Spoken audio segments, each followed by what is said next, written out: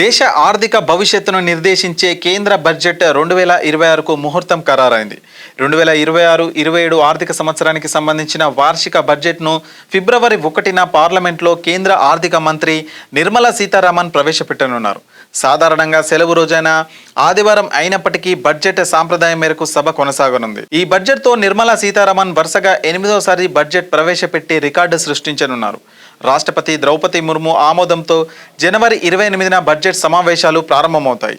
తొలి రోజు ఉభయ సభలను ఉద్దేశించి రాష్ట్రపతి ప్రసంగిస్తారు.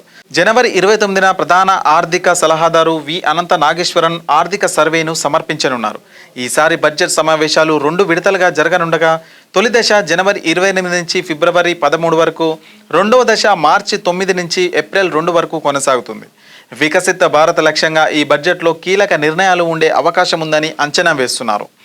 ఆదాయపు పన్ను స్లాబ్లలో మార్పులు, రైల్వే, రహదారులు, రక్షణ రంగాలకు భారీ కేటాయింపులు, రైతుల ఆదాయం పెంపు, గ్రామీణ ఉపాధి పథకాలపై ప్రత్యేక దృష్టి ఉండవచ్చని సమాచారం.